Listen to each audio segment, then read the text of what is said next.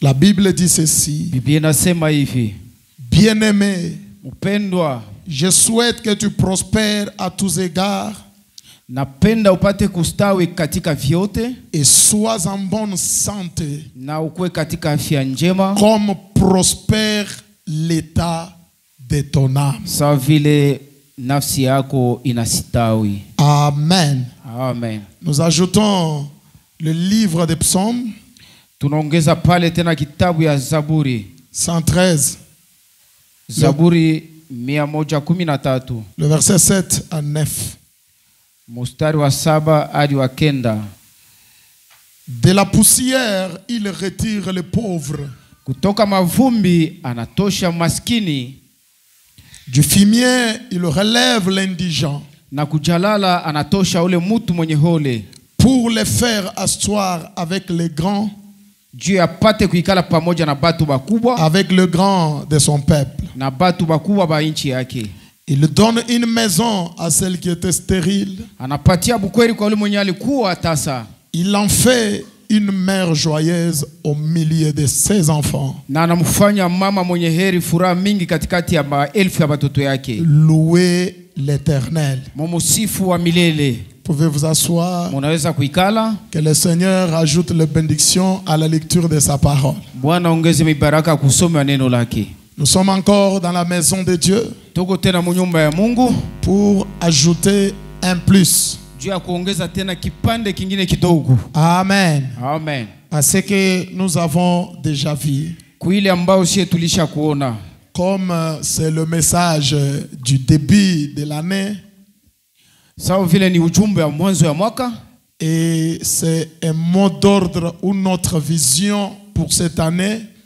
Na ni maoni yetu ambayo tuko nayo kwa hii mwaka na njo neno ya mrisho tunaleta. Et nous voulons travailler nous tous par rapport à ceci. Shibote tunapaswa kutumika kufatana na hii kuona ya hii mwaka.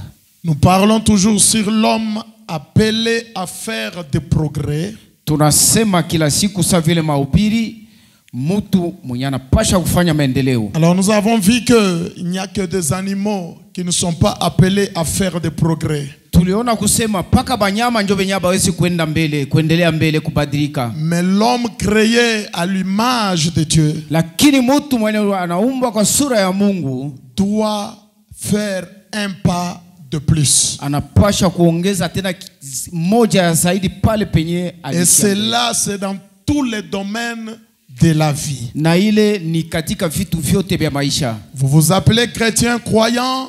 Unajita mwaminifu wewe Mkristo. Tu dois évoluer. Unapasha kwenda mbele. Tu dois posséder des choses que tu n'avais pas. Unapasha kupata bintu vile nyao kuwa nabyo. Tu dois atteindre des niveaux que tu n'avais jamais atteints. Unapasha kufikia kiwango kenyao yafikiaka. Tu dois faire des expériences que tu n'avais jamais fait. Unapasha kufanya mapimo nyao yafanyaka hata siku moja. Pas être toujours un stationnaire. Hapana kubakia tu paka fashi moya. Branham dit, Branham anasema, quand Israël n'avançait pas, ili wakati Israeli ashikuwa naenda mbele, ou ne reculait pas, wala ashikuwa narudia nyuma, mais qu'il faisait du surplace, lakini alikuwa nakala tu paka fashi moya, Israël rétrogradait.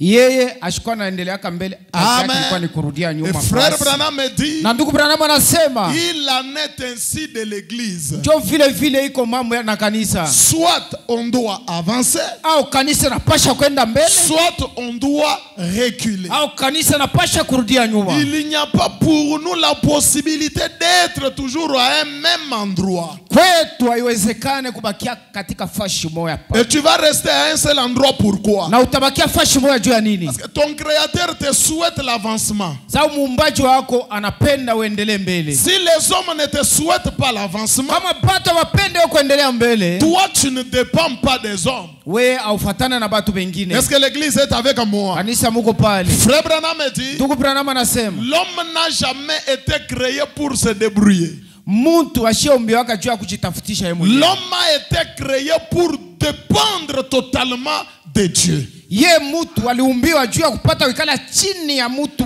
En réalité, ce que l'homme doit être, ce n'est pas ce que les gens disent. Bia kweli vile mutu alipasha kuwa aina vile batu beko nasema. Mais l'homme doit être ce que Dieu déclare dans la parole qu'il est. Lakini anapasha wikala vile Mungu anasema katika neno yake. Et je prie que tu sois là pour que je prêche ce soir. Napenda ukuye hapa kusudi nipate kuhubiri magharibi. Ne soyez pas distraits. Hapana kulengama. Alors écoutez. Sasa mshikie. En parlant de progrès, tukisema juu ya maendeleo, en parlant de l'évolution, tukisema tena juu ya kustawi kwenda mbele, comme Dieu nous le souhaite dans la parole, sawa vile Mungu anatutakia katika neno yake, il a montré ouvertement, clairement son souhait. Alionesha wazi bila anatamania kwetu. Il veut que spirituellement parlant, que tu sois toujours en train d'aller de l'avant. Mungu anapenda katika hali ya kiroho wewe upate kuendelea mbele.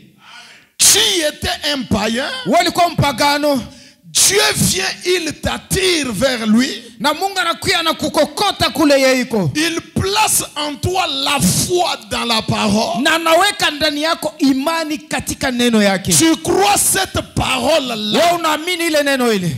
Et la marche commence. Na mwendo unaanzia pale. Il enlève le cœur de pierre. Anatosha le roho ya maibwe. Il te donne un cœur de chair. Na anakupatia le roho teketeke. Là tu as fait quand même un pas de plus. Pale unafanya hatua moja zaidi. Tu quittes de ce cœur de chair et tu as l'esprit nouveau. Unatoka mwili mazamiri mbaya ya mwili na unapata roho ya mpya. Après l'esprit nouveau, na kisha roho mpya, tu as l'esprit de Dieu. Ndio unapata sasa roho ya Mungu. Et après avoir reçu l'esprit de Dieu, na kisha kupokea roho ya Mungu, tu es adopté. Wewe bana kuitika sasa bana kukubali. Est-ce que vous comprenez? Voilà l'évolution. Ndio ile kuendelea. Donc il y avait des petites négligences. Kulikuwa tu mazara kupuuza kiloko. À un moment donné, les négligences là terminent. Tule tumabupuzi tunaisha. Tu étais un petit chrétien. Ulikuwa kama Mkristo ka kidogo. Maintenant tu deviens un chrétien sérieux. Sasa unakuwa sasa Mkristo mwenye kujiheshimia. Voilà un homme qui évolue, mes frères. Ndio mtu mwenye kunaendelea ndugu yangu. Tu ne peux pas être là croyant de la parole, mais toujours comme tu étais là. Aweze kuwa hapa mwaminifu wa neno paka vile ulikuwa kama zamani. Donc quelque chose ne va pas. Ni kusema kitu moja endeke. Et cette chose qui ne va pas là, na kile kitu kiakendeke, ce n'est pas l'erreur de la parole. Haina kosa ya neno. Non, c'est toi-même l'homme. Wewe peke ndio kuna kosa. Amen. Amen. Parce que sababu Dieu Mungu avance avec ceux qui veulent avancer. Anaendaka mbele na bali kupenda kuendelea. Est-ce que vous êtes avec moi? Tuko pamoja pale. Alors de la même manière que Dieu veut que tu évolues spirituellement, paka mwili na Mungu anapenda uendelee katika kiroho. Il veut aussi que même dans les affaires que tu évolues. Na katika biashara anapenda wewe upate kuendelea. Dieu veut que même dans les finances ici que tu aies de l'argent, frère. Hata makuta upate makuta ndio Mungu anapenda. Tu ne manques de rien. Na usikose kitu. Branham dit, Branham anasema, Dieu veut que ses enfants soient heureux. Mungu anapenda watoto wake wapate kuwa benye heri. Est-ce que quelqu'un est avec moi? Uko le mtu yuko pamoja nami hapa. Tu étais instable. Walikuwa mtu ashoko ikale mzuri. Dieu veut que tu aies la stabilité. Mungu anapenda uikale lwako kimya. Chez toi là que tu ne manques de rien. Na naamini pale haukose kitu. Tu as des beaux habits. Uko na manguo mzuri. Tu manges bien. Uko na kuria mzuri. Tu dors dans de bonnes conditions. Na unalala mafashi mzuri. Dieu veut que ça soit comme ça. Na Mungu anapenda ipate kwa vile. Maintenant aujourd'hui, sasa leo, nous les chrétiens, si ba Kristo, c'est comme si on a un peu compris de travers les choses. Inaonekana sasa hivi tunashikia mbali na bili vitu vinapasha kuwa. C'est comme si pour être un chrétien, iko sawa vile kwa kuwa Mkristo, donc c'est être misérable. Kuwe tu wa mateso. Et puis bon, na kisha magumu na vitu vingine vibaya. On doit être rempli du Saint-Esprit. Unapasha kujazwa na Roho Mtakatifu. Et être béni en argent. Na mwali akipesa unabarikiwa. Manquer de rien. Haukose kitu. C'est aussi le christianisme. Na ile nayo ni Bukristo. Mais crois-le pour que je prêche. Muamini. Alors en parlant de cela, sasa tukisema juu ya ile, les progrès, ile kuendelea mbele. Suivez-moi attentivement. Munifate mzuri. Le premier être kiumbe kia kwanza, mtu wa kwanza à faire des progrès, mwenye alifanya ile maendeleo, à évoluer dans ce qu'il faisait, mwenye aliendelea sana ubila alikuwa anafanya, c'est Dieu lui-même. ni Mungu yepeke. Amen. Amen. Vous savez, Fabana me dit, Mnajua ndugu Branham anasema, un véritable conducteur ule kiongozi wa kweli ne peut pas dire à quelqu'un, asiwezi kuambia mtu mwingine, fais un tel pas, wewe fanya hatua fulani, si lui-même ne l'a pas fait. kama yeye mwenyewe asikuanzie hapo mbele. Et le prophète continue, il dit, Na nabii anaendelea anasema, je ne peux pas dire à quelqu'un, mimi siwezi kuambia mtu va tel part, uende fachi si fulani, moi-même je ne suis pas encore arrivé là-bas. Pafikaka mbele pale mimi natuma mtu Quand Frère mwingine. Branham nous parle d'un ciel, Na kama ndugu Branham anatusemea juu ya mbingu, il a d'abord été là au ciel. yari anza mbele kufika kule mbingu. Est-ce que quelqu'un le croit avec moi? Kuna mwamini pale, Un jour, siku moja Branham était au ciel. Branham alikuwa kumbingu. Crois-le pour que tu sois béni ce soir. Amini ubarikiwe magharibi. Et quand même il est rentré de ce ciel-là, Wakati alirudia kule mbingu il a ile, dit, je vous ai tous vus là-bas. alisema wewe wote niliviona kule. Crois-le pour que tu entres. Amini kusudi upate kuingia. Et il dit, Na anasema là-bas il n'y avait que l'amour parfait. kule ni mapendo kamilifu ndio alikuwa. Et si vous voulez entrer, Na ayez aussi l'amour parfait. upate kuwa na mapendo ya kamilifu ndani Donc, yako. il a d'abord vu le ciel. Ni kusema yari anzia kwa kuiona Il mbele. a d'abord palpé le ciel. Na akaigusa na mikono Et yake. après, il revient comme Josué et Caleb. Kisha anarudia sasa vile Yoshua na Kalebu Et walirudia il kule. nous rassure que le pays est réel. Anatuhakikishia kusema nchi tuko naenda nayo ni ya kweli. Amen. Amen. Il nous parle de l'enfer. Anasema juu ya Gehenna. Un jour, il était là. Siku moja aliendaka hako. Il a vu l'enfer. Aliona ili Gehenna Et kisiko. quand il est sorti de là, Na wakati alitoka kuzimu, il est venu nous dire, alikuwa kutuonesha les femmes que j'avais vues en enfer là, banamuke benionaka kule kuzimu. ce sont ces femmes maquillées. Jo pale baisha kujipenta bale. Amen. Amen. Amen. Donc il a d'abord palpé la chose et il vient nous dire, Kusema yeye alienda kuona mbele kitu, ndio anakuwa kutuambia sasa. si Dieu nous appelle à faire des progrès, Kama Mungu anatuita sisi tufanye vitu si kuendelea Dieu mbele. nous appelle à aller de l'avant, Kama Mungu anatuambia twende mbele, c'est que lui-même ni kusema mbele ye Mungu ye mwenyewe a fait ces progrès-là. alianzia hapo mbele kufanya Il endeleo. a évolué. Yeye alipata kuendelea Et il sait que l'évolution est réelle. na anajua maendeleo ni ya kweli, Et il sait itawezekana que l'évolution est possible. na maendeleo inawezekana. Mungu anajua vile.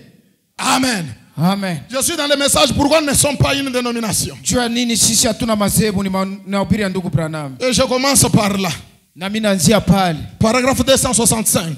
265 Ce kisoma message est prêché le 27 septembre 58. 27 mwezi wa 7 kenda mwaka wa 58. Et j'ai besoin vraiment de votre attention. Na lazimisha muniangalie mzuri na mshikilize mzuri sana. Branham a dit ceci. Branham anasema hivi. Est-ce que vous êtes là?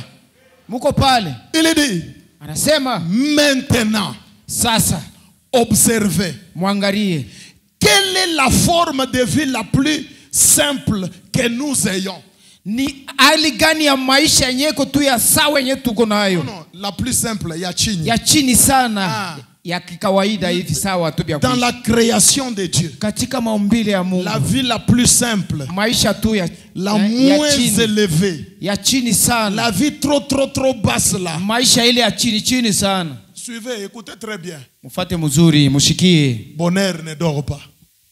Bonheur. Parce que vous savez, Mnajua Dieu en créant, Mungu ili sai kunaumba. le premier jour, la Bible dit que Dieu dit que la lumière soit, et la lumière, Siku ya kwanza anasema mwangaze ikiwa na mwangaze kuonekana. le deuxième jour, Dieu créa le tendu. Na siku ya pili njoo akaumba hiki kifashi kyote hiki. Amen. Okay. Amen. Suivez-moi attentivement. Mfate mzuri sana. Et le troisième jour, Na siku ya tatu, vous savez ce que la Bible dit? unajua vile Biblia inasema? Il créa la vie botanique. Na kaumba sasa mamiti na mayani mnaona. Les herbes, les arbres. Miti, mayani Et le quatrième jour, il a créé les luminaires.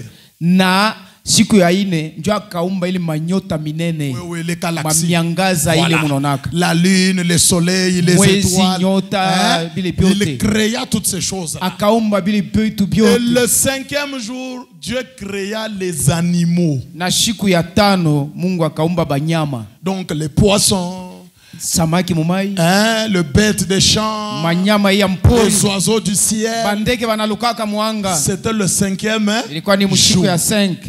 Et le 6e jour, na siku ya sasa ya sita, Dieu créa l'homme. Ndio akaumba sasa mutu. Et quand on arrive au 7e jour, wakati tunafika msiku ya saba, l'Éternel se reposa parce qu'il a fini. Il a atteint la perfection de perfection, la sommité de sommité. Akapumuzika sababu anafika kumwisho wa mwisho, kuchongo ya chongo. Maintenant les prophètes expliquent comment il créait ces choses-là. Sasa nabii kuna takatisha namna gani Mungu alikuwa anaomba vitu vile. Il dit, anasema maintenant, sasa observez. Mwangalie. Quelle est la forme de vie la plus simple que nous ayons? Ni hali gani ya maisha ya chini sana yenye tunaweza kuona? La grenouille. Ni ile kiula. Quelle est la forme de vie la plus élevée? Na ni hali gani ya maisha ambayo iko yulu sana? L'être humain. Ni kusema ni mtu mwanadamu. Est-ce que vous comprenez? Munashikia? La vie la moins évoluée, maisha yenye ya chini sana yenye iendelee, c'est la grenouille. Ni ule kiula mweko pale chini. Et la vie la plus élevée, na maisha ya yulu sana, c'est l'être humain, c'est toi et moi. Ni mutu we na mie. Est-ce que vous comprenez? Unashikia? Donc de la poussière, ni kusema kutoka kwa mavumbi bulongo. Vous voyez? Munaona? Je continue la lecture. Mimi naendelea na kusoma. Frère Branham dit, Duba marasem, c'est là ile maisha ile alla de la forme la plus simple à la forme la plus élevée. Ikatoka kumaisha ya chini sana, ikabeba sura ya yulu sana.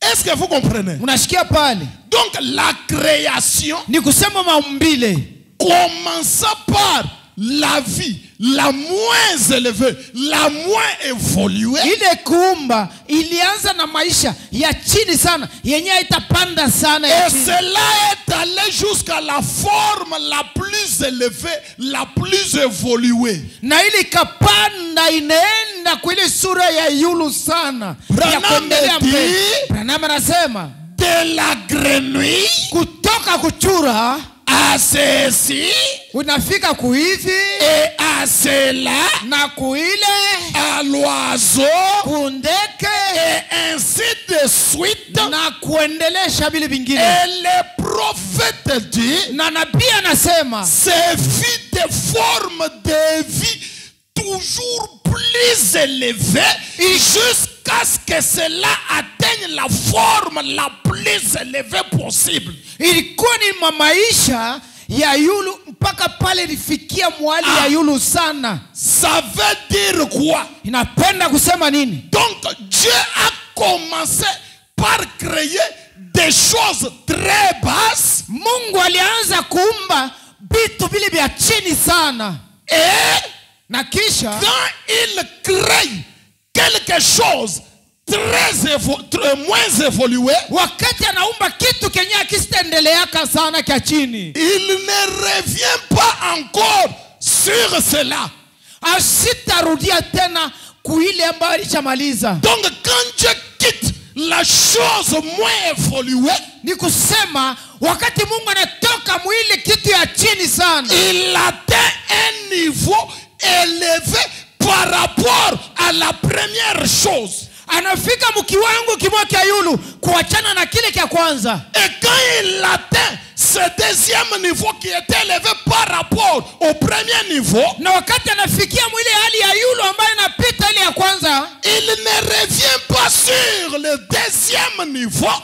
Asitaacha hii ya pili arudie tena kule chini. Hapana, il doit évoluer. Yeye anapasha kuendelea mbele. Amen. Amen. C'est là où le prophète dit, ndio pale nabii anasema anasema la création la plus élevée de Dieu, maumbile ya yulu sana ya Mungu, la créature la plus évoluée, umbile ambayo inaendelea sana, c'est l'homme. ni mwanadamu mtu. À part l'homme, Kisha mtu, au-delà de l'homme, kupita Dieu mwanadamu, ne créera pas encore autre chose Mungu asitaumbaka tena kitu kingine plus que l'homme. kia kupitia mtu. Dieu est satisfait de l'homme. Anashipa muro yake na kujina aliumba Est-ce mtu. que quelqu'un est avec moi? Kuka makunishikia hapa. Il est fier de son travail. Yeye anafurahi na ile kazi anavimba. Il admet que bien sûr j'ai créé, mimi niliumba, mais l'homme, lakini mtu mimi naumba. c'est la perfection. Ndio mwisho. C'est la raison pour laquelle Ndio sababu ile l'animal n'est pas fait à l'image de Dieu.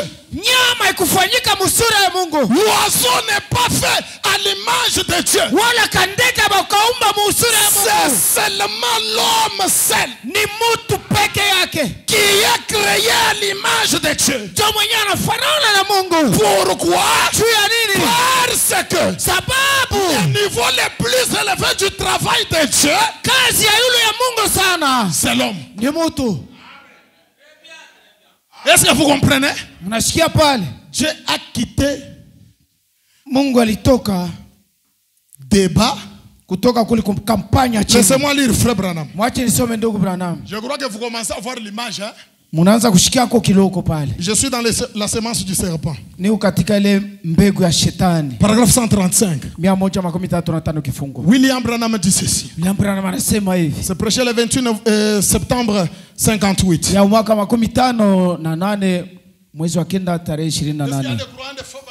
Kukuaminifu ndugu Branham hapa. Il dit ceci. Anasema hivi. Il dit la forme de vie la moins évoluée qui existe, Maisha ya chini sana nyaendelea ambayo iko yako c'est la grenouille. ni ule kiula.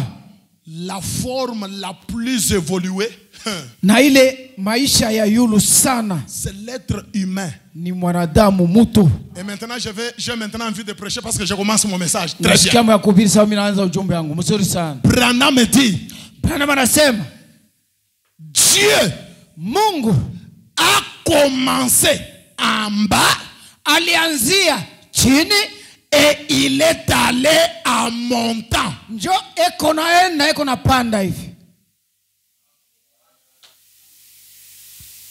Depuis que toi tu as commencé en bas là, Tangu ulianzaka pale chini tu es toujours en bas. ushakala paka pale chini. Unamfuana nani? Uresemble à qui?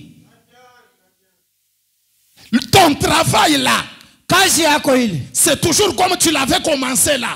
tangu vile ulianzaka Tu ressembles à qui? huko nafanana nani mwili kazi? S'il y a le premier travailleur, c'est Dieu. Kama huko mfanya kazi wa kwanza Il a travaillé 6 jours, 6 000 ans, miaka 6000 sans se reposer, bila kupumzika, jour pour jour. kila siku kuna toka. Et il ne faisait que des progrès. Kazi yake alikuwa anaenda paka kumbele, Quittant le niveau le plus bas akitoka mahali ya chini sana vers le plus haut niveau. sasa kunaenda kuyayulu sana. Maintenant, toi, tu ressembles à qui dans ton travail là? Unafanana nani mkazi Non, yako? ce soir, Hii magharibi je prie Dieu nikulomba qu'il Mungu t'aide à ce que tu le ressembles. toka wende ule ambao unamfanana. Dans le travail spirituel, Katika kazi ya kiroho pas d'évolution. hakuna kuendelea. Non, frère. Pana ndugu, On nous a déjà montré l'exemple.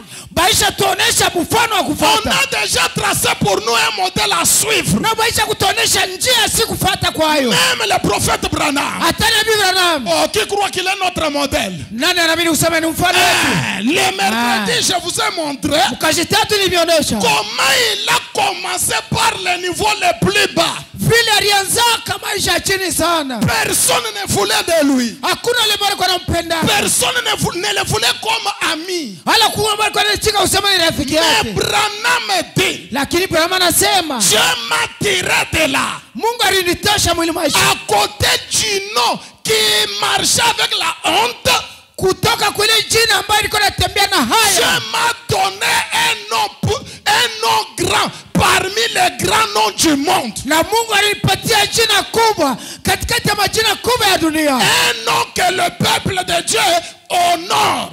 Ni jina ambalo taifa ya Mungu iko na heshima. Non, dis à ton voisin que frère Branham c'est un nom qu'on doit honorer. Sema na jirani yako vile. Amen. Amen. Bon, maintenant toi on ne peut pas t'honorer, pourquoi? Sasa wapaswa kuheshimisha juu ya nini? Mungu anatoka chini anaenda yulu. Dieu commence de bas à haut. Branham anatoka chini anaenda yulu. Le prophète Branham de bas à haut. Weye utamfuana. Alors, vous allez ressembler qui? Demande d'abord à ton voisin, tu ressembles à qui? Uliza jirani yako, wewe kuna mfanana nani? Tu ressembles. Ukuna mfanana nani? Chaque semence se reproduit selon son espèce. Kila kambegu yake tunaonaka kanazalaka kufatana na hali yake, aina yake. Amen. Amen. Un lion Simba n'engendre qu'un lionceau. ye mpaka tubatoto twa simba tu tunazalikaka. Et Dieu Na Mungu n'engendre que des divinités. yana zalaka paka tuma miungu. Maintenant, weye ukupaka na junguluka hivi. Dieu. Tu ne fais que tournoyer à cet Il y a endroit. quelque chose qui ne va pas. Uko kile kenya kiendeke. Branham continue de le dire. Branham anaendelea anasema, Dieu a commencé en bas. Mungu alianzia chini. Et il est allé en montant. Kisha kunaenda na kupanda. Et puis en montant là. Na wakati kunapanda pale. Écoutez le terme que Frère Branham utilise. Shikie le msemo ndugu Branham anatumia. En montant. Wakati kunapanda. Jusqu'à ce qu'il en arrive tout en haut à son image.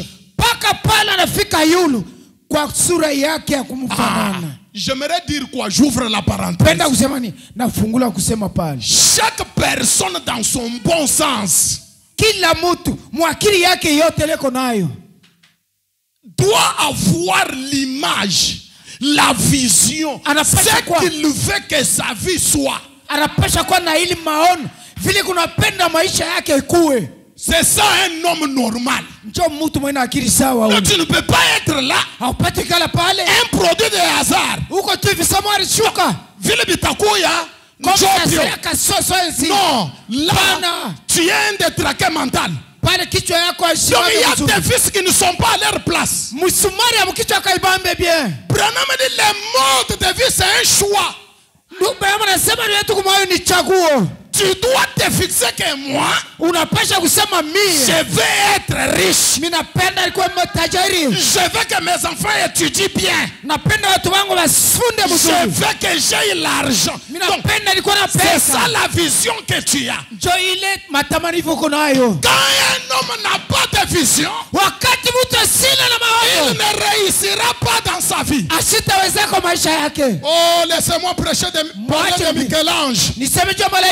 Parce que j'ai maintenant envie de prêcher. Frère Branham parle dans le chef-d'œuvre d'un artiste. Il a eu la vision de Michel-Ange. Amen. Amen. Et cet artiste-là a commencé à façonner une statuette. Et il voulait faire cette statue-là un Moïse. Amen. Amen. Il a regardé Moïse dans la vision. Et il a commencé à tailler la statue.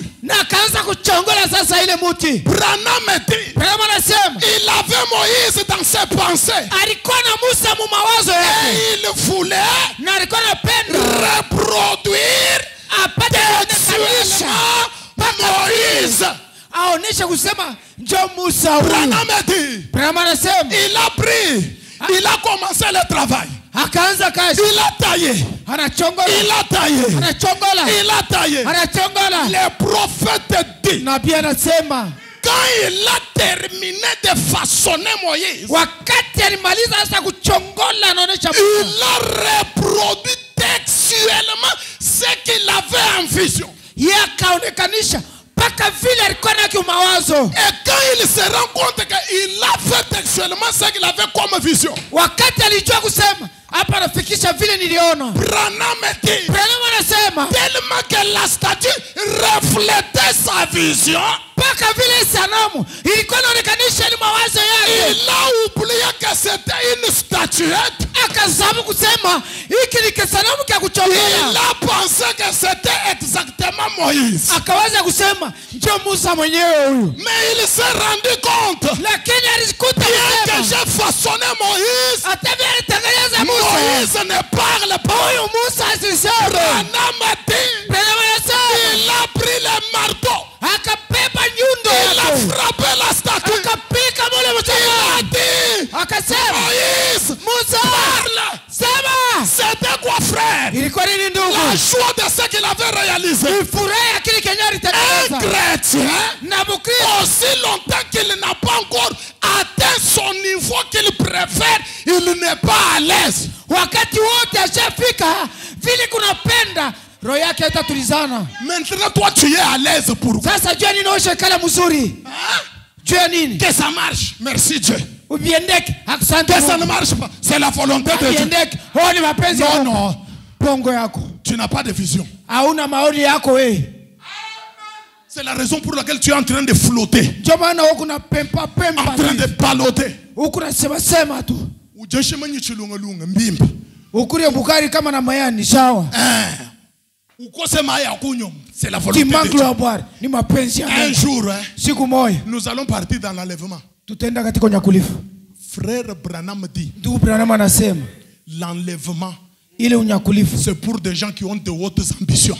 ni ya ile batu ya baby kunaona Na tuli habari. tuma ambition toka kwa chini, utaenda kwa enlèvement gani? Tuli tumaona twako tabipande tira na kila lefema. Non. Hapana. L'enlèvement, c'est pour les gens qui ont des ambitions. Alevema ni jua pale batu wenye biku na maoni. Un frère sans ambition.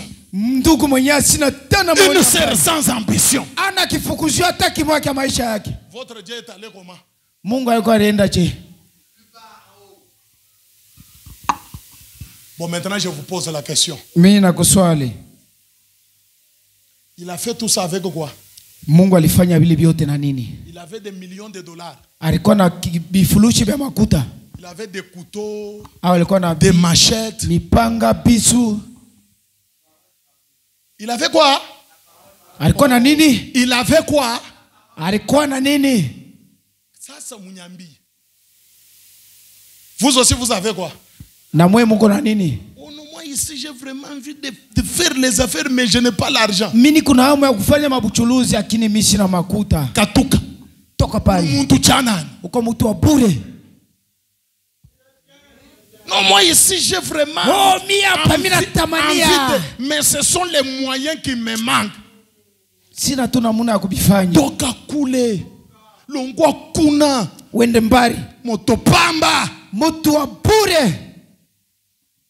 Nous n'avons pas besoin d'avoir de l'argent pour faire les affaires. Hatuna lazima ya kukuwa na bifurushi vya makuta kwa siku kufanya biashara. Mwambi mwenye huyu eko je. Mimi le passer ile koma d'abord. C'est une fausse déclaration, mais c'est la vérité. Bibi ni kunasema ni vya nguvu lakini ni kweli. Nous n'avons pas besoin de biens pour être stable. Écoutez. Hatuna lazima sio tu. Tout ce qu'il nous faut, c'est la parole. Kwetu ni kusema tu. Tout ce qu'il nous faut, c'est la parole. Kenya kinastahili wewe sema. Et des fois, vous êtes en train de vivre ce que vous prononcez, vous ne vous rendez même pas compte. Na saa ingine Mungu naishi maisha ile yenyewe Mungu nasema sema kukinywa bila mwe kuyua. Tu sais pourquoi ton enfant là n'est pas intelligent à l'école? Je nini mtoto wako liana akili kwa masomo? Wewe njoo unamfaa vile. C'est vous qui êtes à la base de ça. Mtoto anafanya erreur kibumbafu. Oh, kibumbafu. Pour finir.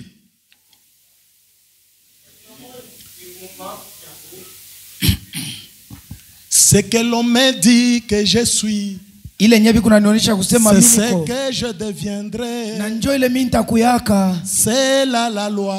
Njoo ile utukufu. L'identification. Ile kujitambulisha.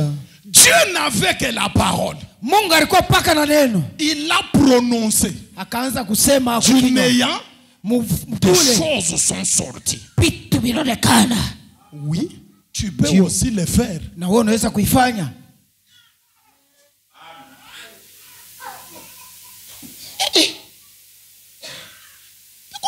Tu peux le faire, frère.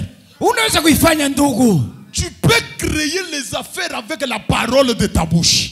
Tu peux créer un travail avec les paroles de ta bouche. Tu peux bénir ta vie avec les paroles de ta bouche.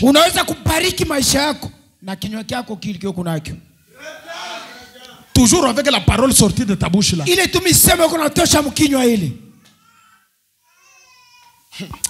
Mais chi, oh non, hein? Nous sommes dans des familles maudites en tout cas. C'est pourquoi ce sont les esprits des familles qui nous pourchassent comme ça. Ongera kwako. Que les influences de la famille puissent agir maintenant et Amen. Amen. C'est vrai, je suis venu d'une certaine famille. Bien kweli, mimi nilitoka mjamaa mwa fulani. Mais il n'y a aucune chose de cette famille là qui peut se lier à moi, c'est faux. Hakuna kitu cha chama kinapaswa kuungana na mie. Je dis la vérité. Bien kweli. Pourquoi? Parce que jua nini sababu? Le sang qui coule en toi là. Ile damu yenyewe kuna tembea ndani yako. Frère, c'est le sang de Jésus-Christ. Ni damu ya Yesu Kristo. Ah. Alors s'il y a l'influence qui doit jouer sur ma vie, ça doit être de la lignée de Jésus. Kama kuvuto napasha kukala maisha yako ni ya kizazi cha Yesu. La parole seulement. Neno bule ya kusema. Dieu a déclaré et les choses sont sorties. Mungu akwaka na kitu kusema bitu. Et avec cette parole là, il était en train d'évoluer. Na ili msemo alikuwa anasema akaanza kuendelea kubele. Et la même parole que Dieu avait là. Na ile neno moyo Mungu alikuwa nayo kule. C'est la même parole que nous avons aussi. Njoo ile neno moyo yenyewe na sisi tuko nayo. Il n'y a pas de différence mes bien-aimés. Hakuna mbalimbali banduku yangu. Est-ce que quelqu'un le croit avec moi? Et cette parole là, na ile neno ile ne change pas. Ile neno haibadilikake. Elle est la même. Inabakia paka ile neno moja. Lakini aujourd'hui, leo et demain ça sera toujours la même parole là. Itakuwa paka ile. Est-ce que j'ai des croyants ce soir? Niko na baaminifu magharibi. Branham dit ceci. Branham anasema hivi. Je suis dans la confirmation de la commission. Ile hakikisho ya kazi. Paragraphe 30. Kifungo yake 13. Prêché le 22 janvier 62. Ya mwaka 62. Branham dit ceci. Branham anasema hivi. Suivez attentivement. Mufate mzuri. Eh bien. Mzuri. Quand Branham dit eh bien, c'est bien. Wakati Branham anasema mzuri. Eh bien. Vizuri. Cette parole. Neno hii. Dieu a créé avec quoi? Mungu aliumba na nini? Branham a créé les secrets avec quoi? Branham aliumba ekirei na nini? Il a donné le salut aux enfants d'Atiroïde avec quoi? Na wokovu aliuleta na nini kwa watoto wa Atiroïde? Et vous savez que Dieu évolue, hein? Dans sa manière de faire. Et ça c'est pour les croyants. Parce que je sens que je peux maintenant beaucoup prêcher. Écoutez. Au commencement, Dieu a créé avec la parole. Cela a évolué. Branham a créé aussi avec la parole. Et cela a évolué. Au point où il n'est pas encore question de prononcer la parole.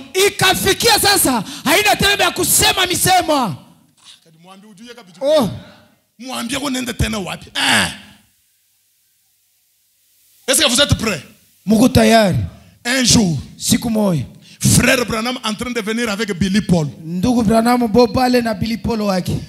trouve qu'il y avait un accident sur la route. Et dans ce véhicule-là, il y avait deux garçons. Et il y a eu un garçon qui était resté coincé dans cette voiture. Quand Branham arrive, on a tout fait pour faire sortir ce garçon. Les garçons criaient, laissez, vous allez me tuer. mtoshe vile cha kwa kubanana mule. Amen. Mwache mutaniua. Quand frère Branham arrive là-bas, Wakati kubaba nafika pale. Frère, j'aimerais vous dire qu'aujourd'hui il n'est pas seulement question de prononcer la parole, mais tu peux décider quelque chose et cela arrive. Napenda waambia, haina tu kusema. Unaweza kupewa tu msimamo mpango na kitu kinafikia. Frère Branham arrive sur l'endroit. Tu baba nafika pale. Il se rapproche de la voiture. Anachofa pale pagari. Il pose la question au garçon. Anaswali kwa yule kijana. Est-ce que tu es un chrétien? Wewe mtoto wako Mkristo? Le garçon lui dit non. Ule mtoto mwanaume anamwambia Frère Branham lui dit, tu baba anawaambia, tu ferais mieux de devenir chrétien tout de suite. itakuwa mzuri kuwa Mkristo sasa hivi. Est-ce que tu crois le Seigneur Jésus-Christ comme ton sauveur? Unaamini Bwana Yesu Kristo Le mkono? garçon dit oui, je crois. Ule mtoto anasema Frère naamini. Branham dit ok, ça va. Mzuri binaishi. Branham n'a pas prié. Branham ashikuombaki. Oh, est-ce que j'ai des croyants? Niko na waaminifu. Il n'a pas prié. Ashikuombe. Branham a regardé la voiture. Branham anapea macho yake na tonona Je kugari. dis bien qu'il a fait juste un tour. Il s'est concentré. Il a regardé la voiture. Anazunguluka, anakusimama hivi na tonona macho mugari. Et la voiture s'est retirée d'elle-même. Na ile motoka inaanza kakakakakakaka. C'est quoi ça? Ni nini ile? Donc on a quitté du niveau de prononcer la parole. Tunatoka muvya kusema sema. Et on peut juste regarder la chose et changer la situation. Unaangalia tu kitu hivi na kunapatia. C'est là où frère Branham dit, Ndio pale ndugu wa vous manasema. êtes le créateur d'atmosphère. Mwamu kumaumbaji wa hewa. Est-ce que je peux avancer? Naweza kuendelea? Un jour, Siku moja frère Branham trouve une sœur à l'hôpital. anakuta dada mwako Il hospitali. lui dit, est-ce que tu as la foi? Huko na imani? La fille dit, oui, j'ai la foi. Ule pisa anambia niko nayo. Frère Branham lui dit, Ndugu anamwambia, regarde ces bracelets-là. angalia ile kikoma wanaweka Et fais pale. bouger ces bracelets. Na ukitengeshe pale. La fille dit à frère Ule Branham, pisa anambia ndugu je bana. ne peux pas le faire. Sitabiweza. Frère Branham lui dit, Ndugu anamwambia, donc tu n'as pas la foi. nikusema una imani. Et la fille dit à frère Branham, Na ule pisa est-ce ndugu que toi bana. tu peux le faire? Wewe unaweza kuifanya? Branham dit, oui, je peux le faire. Anasema ndio mimi naweza kufanya. Branham a regardé les bracelets. Branham anaangalia Les bracelet. bracelets a bougé. Kisha anaanza kutenka. C'était quoi ça? Ilikuwa nini ile? L'évolution.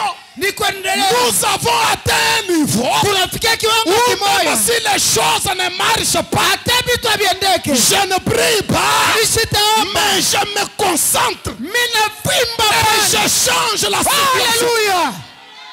Ninabadilisha matukio. Ce soir, Hii tu magharibi peux changer le cours de ta vie. unaweza kubadilisha ile maisha Ce yako. soir, Hii tu peux magharibi changer le niveau de tes unaweza affaires. kubadilisha kiwango cha biashara yako. Toi-même, Wewe tu peke incarnes en toi l'évolution. unaingiza ndani yako ile kuendelea. Tu peux dire, Unaweza kusema j'ai beaucoup dépensé l'argent dans les maladies. makuta yangu ishenda sana magonjwa. Mais à partir de ce soir, Tangu hii magharibi finis cette vie. inaisha hii maisha Au mbaya. nom de Jésus, ça va Jina terminer. la Yesu vitasimama.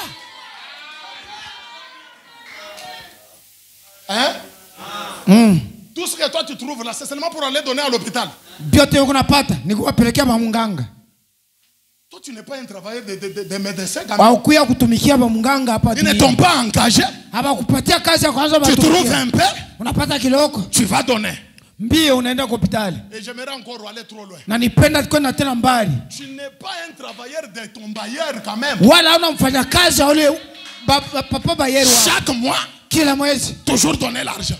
napeleka makuti. Frère, Ndugu, refusons cette vie-là. katale ile maisha ile. Je dis bien refusons cette. Nous devons évoluer.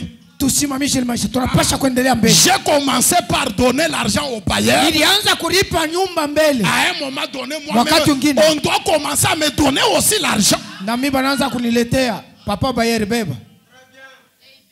Même dans vos entreprises, Hata mu kampuni yako ayez des travailleurs. upate ukuwe na wafanyakazi. C'est ça l'évolution. Njoo ile kuendelea. Abraham, lorsque Lot était arrêté, Wakati Lutu bali mubambaka kule. Abraham est allé pour le délivrer. Na Abraham Il anaenda était parti kutosha avec kule. qui? Aliendaka na nani? La Bible, il a pris 300 quelques de ses serviteurs. Il en avait combien? 300 ya wafanyakazi yake. Alikuwa na bangapi? Il en avait combien? Alikuwa na bangapi? Papa. Papa Quoi n'a wa. pas travailleur? Quoi n'a pas travailleur? Il faut avoir des travailleurs. Wafanyakazi. Avec un kiosque là, où mwenye njo kwenda kufungula subuhi, kupanga bintu, kama ni munsoko, où njo kwenda kudepo kubito. Non. Vous avez votre entreprise là, vous faites tout, ouvrir tout ça. Les choses que je vous parle ici, c'est comme ça que moi je crois. Tu dois avoir de travailler. On n'a pas chaque fois batu bakuletea ka rapport. Hein? La parole. Neno. Branham continue with it. Branham anaendelea anasema. Eh bien, mzuri. Cette même parole. Paka hii neno moya moya hii. Est aussi vivante ce soir. Ikunaishi tena magharibi. Qu'elle l'était à l'heure où elle a été proclamée. Paka vile ilikuwa kama ilisema lisemaka.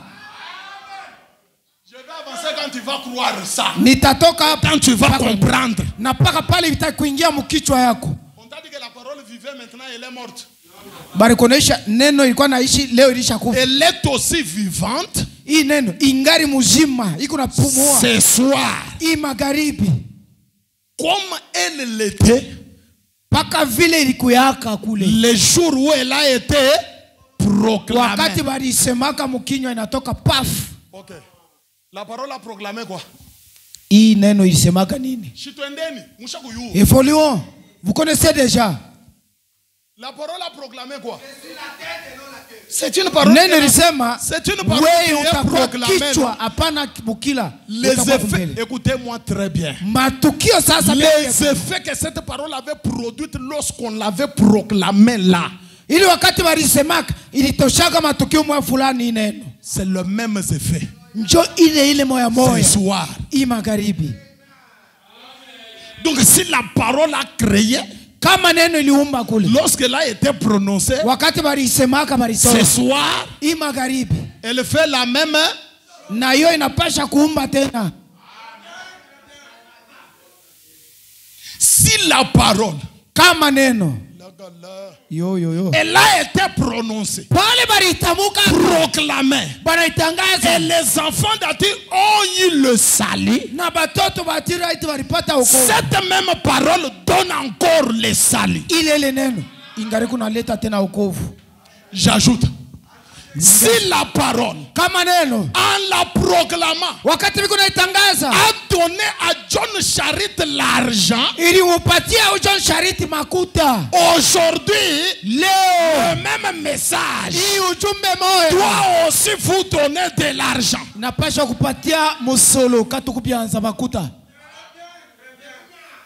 Si les effets se différencient, soit inawezekana ce n'est pas la même parole, aina ile neno moya moya, ou soit au elle n'est pas crue quand elle est prononcée. Abakuyamini wakati baritosha. Parce que sababu il vous faut aussi la foi pour croire cette parole lorsqu'elle est prononcée. Unapasha kuwa na imani juu ya kuamini ile neno ambao balitamuka balisema. Est-ce que je peux lire Frère Branham? Naweza soma ndugu Branham. Il vous faut quoi? Inamilomba kwa na nini? Parce que même la veuve de Sarepta, hata le mjane kule ku Sarepta ule, Élie a prononcé la parole. Élie alisemaka tu mkinywa yake, fais-moi d'abord le gâteau. Wanze na mimi kunifanya. Ainsi parle l'Éternel. Hivi wa milele anasema, la farine ile bunga ne se terminera, haisteshaka tena, et l'huile ne diminuera, na mule mafuta yako iko haitashukaka tena. La veuve de Sarepta a cru cette parole prononcée. Na ule mjane aliamini kwa maneno ya Elia alisema. Après avoir cru, kisha yeye kuamini nabii wa Mungu, cela s'est matérialisé. Na ili konekana. Alors c'est ainsi que Frère Branham dit ici, suivez. Ndugu mama anasema hapa mfuate mzuri. La stature d'un homme parfait. Ile umbile ya mtu mwenye kueneana sawa. Paragraphe 83, traduction Shekina. Shekina. Et 103, traduction Canada. 103 sauti ya Canada. C'est prêché le 14 octobre 62. Mwaka wa 12 tarehe 14 mwezi wa 10. Weye shiki hapa. Vous écoutez ici. Dieu a quitté le niveau le plus bas et il a atteint quand même le niveau le plus élevé. Il croyait lui-même dans ce qu'il disait. Le problème avec les croyants aujourd'hui, ils ne croient même pas dans leur prière, ils ne croient même pas dans ce qu'ils disent.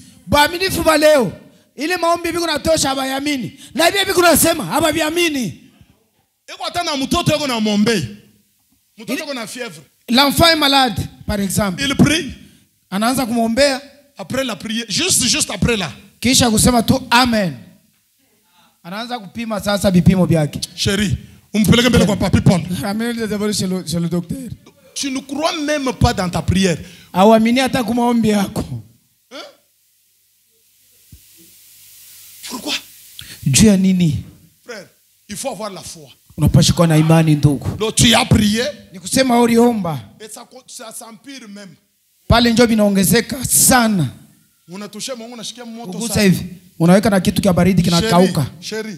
Mpendo. Njoo hiki frère Branham alisema kama mpepo uchafu. C'est ce que Branham avait dit. Biku unaongezeka sana. Lorsque quoi poser? Anaanza kushikia bien. Ça va s'empirer, soyez calme. Atashikia mzuri. Ça s'empire encore. Pale njoo inaongezeka sana. Tu reviens dans la prière. Unarudia tena maombi. Là tu ne pries même pas Dieu. Pale hautaomba Mungu. Tu commences à parler au diable. Unaanza kusema na shetani. Si toi tu penses que je perds parce que cet enfant va mourir. Kama unawaza sema mimi unaboka mtoto atakufa. Kwa mbele muwe tuone. Venez le prendre alors que je vaille. Frère, il vous faut la foi. Mnapasha kuwa na imani. Pourquoi la foi? Je ni imani. Écoutez ce que Frère Branham dit. Shike vile ndugu mama anasema. Est-ce que quelqu'un peut dire blessing cette citation? Ah. Branham dit. Branham anasema. C'est quoi les péchés? Zambi ni nini? L'incrédulité. Kutokuamini. Il n'y a que des éléments qui contrôlent l'être humain. Kuko vitu viwili ndio vinaangalia mwanadamu mtu. C'est soit le doute au ni mashaka, soit la foi, l'un ou l'autre. Au imani, viwili kimoja kitafanya kazi hapo. Vous êtes possédé par celui qui domine votre vie. Washatawaliwa na ulimwengu kutawala maisha yako. La chose là est là. Kitu iko pale. Frère Branham dit. Ndugu Branham anasema. Mon prophète dit ceci. Nabii wangu anasema hivi. C'est de la quantité de foi que vous avez. Ni bwingi bwa imani ile ukunayo. Que dépendra la hauteur que vous pourrez atteindre. Njo sawa sawa na ile kiwango yenyewe utafikia. Ni kusema hautaenda mbali kupita imani yako. Répète. Hautapita burefu bwa imani yako. C'est la quantité. Ni kibwingi kile kia imani kani ka hivi kama de la foi que vous avez. Ile imani yenyewe kunayo wewe. Que dépendra la hauteur que vous pourrez atteindre. Ndio itafatana na burefu ule utafikia. Si toi tu as la foi de tumboka dans ta maison, kama uko na imani ya kuliaka bandakala munyumba yako, tu vas mourir dans ta maison, il y aura toujours le tumboka. Utakufa. Na tuma chakula tumamboka. Parce que c'est ça la foi que tu dégages. Ndio imani ambayo kunatosha ndani yako. Si toi tu penses et tu crois que tout ce qu'il y a comme argent c'est 250 000 francs, je t'assure que batakushika wewe utakuwa paka na 250 000 ausitendaka mbali. Kama kuna waza mkichoka kusema makuta yote unapasha kupata ni 250 000, on va t'enterrer avec cet argent là et tu ne peux pas évoluer aucun jour. C'est comme ça. Jo file. Kasongoma. Oh, Dieu est grand, hein? Mungu ni mkubwa. Ndikuwa célibataire. J'étais mbalaka moi. J'avais mes 300 000 francs. Nilikuwa na 300 000 mumufuko. Je débrouille seulement avec ces 300 000 là. Je fais seulement papa ili makuta. Je me suis marié. Mina wana. Mais mes 300 000 sont là. Na ili makuta yangu ingari paka pale. Aujourd'hui j'ai des enfants. Leo niko na batoto. Je paye la maison seulement dans mes 300 000. Na hii makuta yangu moya 300 000. Dieu est grand. Mungu ni mkubwa, bongo yako. Ça c'est toi-même qui te débrouille ou bien Dieu est dans cette chose-là? Ni wewe peke uko unajitafutisha au Mungu yuko mkile kitu kile? Dieu quand il entre dans une affaire, l'affaire évolue. Wakati Mungu anaingia kwa biashara, inaendelea kumbele. Amen. Amen. L'affaire évolue. Binaendelea kama mzuri. On lui donne 5 pains. Banampatia mikate 5. On lui donne 3 poissons. Na basamaki 3. Qu'est-ce qu'il a fait? Alifanya nini? Il a fait quoi? Alifanya nini? Pierre disait à ses frères, Petro alikuwa anasema na ndugu yake, pendant qu'il coupait un morceau, wakati anakata kipande kimoja, un autre morceau sortait à la place de celui qu'il avait coupé. na kingine kipande kinaota pale penye balitosha kia mbele. Mais toi, Na wewe, c'est quoi? La foi que tu dégages ile imani yenyewe kuna tosha ile kunayo, détermine njoo inaonekanisha le niveau que tu vas. bule bulefu wenyewe utafikia, kama ni umu inaishia umu. Imani paka mtu homo. Wewe tiala facilement mpaka umu. C'est pourquoi dans la vie chrétienne là, anu mtu homo. Mu maisha ya kiroho, Dans l'argent là, tout homo. pesa haupitake pale, Même les habits, anu mtu homo. na manguo paka 2000, Kuria, tout homo. makuta kuria a manger, Parce que sababu c'est la foi que tu as. imani yako inaishia paka Ce soir, hii magharibi. changement de foi. Badilisha imani. Frère, Amen. hakuna kubali watu banasema sema mie humu mimi s'il nipate ma millions de dollars. Frère, Il n'y a pas quelqu'un qui peut dire que je dois avoir beaucoup d'argent dans cette église ici. il n'y a pas quelqu'un qui peut d'abord regarder sa poche là et dire Seigneur, mets des millions ici. Anaangalia tu ase Bwana, mimi ya umu yale na umu na ingine ingia hata umu ndani.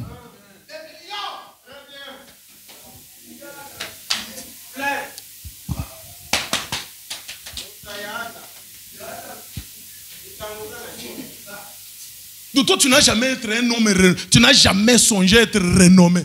We auya wazaka si kuyo akavumu bakuyua si fulani iko pale. Paka hivi mamangu yeye ule pale. Mama là. Koma mere mamangu iko pale. On a grandi. Tulikomea. Il n'y a pas à manger, vous préparez juste le sommet. On te fait que le kiboaba plus les... Tu prends un grand gobelet comme ça d'eau. Dormez d'abord, demain nous aurons à manger mes enfants. C'était une vie, non? Il connaît maisha mwa fulani. Leo hii. Aujourd'hui leo. Mimi nimuonesha anyele wangu la sema nokure hii kibwaba ulale kesho tutakuri. Que je dise à Maniel là, mange le kibwaba demain on aura ceci cela. Njo bongo. Ça là. Elle doit manger très bien. Pas chakori à mazore. Et c'est comme ça que je crois les choses. Na njoo ile namuna niko naamini vitu. Oui. Kweli. Batoto. Mes enfants. Mangez, même nous on mange plus que ça. Qui t'a dit que par où toi tu es passé, tes enfants doivent passer par là?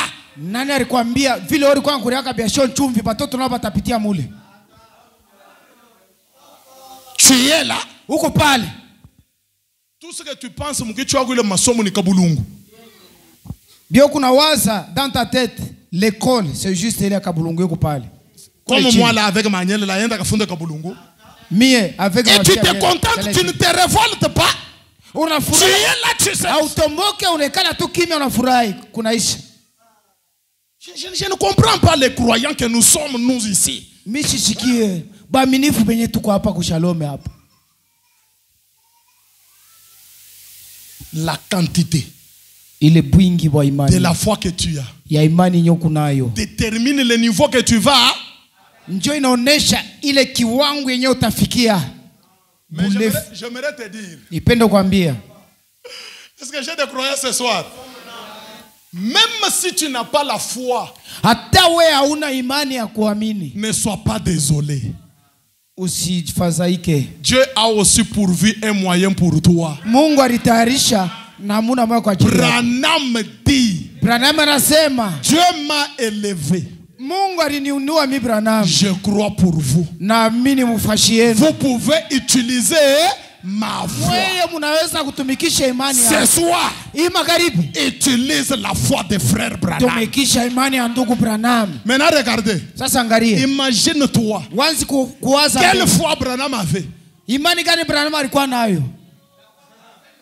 Quelle foi Branham avait? Imani gani alikuwa nayo ndugu? La foi Et toi aussi, comme tu utilises la voix de Frère Branham, na vile unatumikisha imani ya ndugu tu Branham, dois atteindre les niveaux les plus.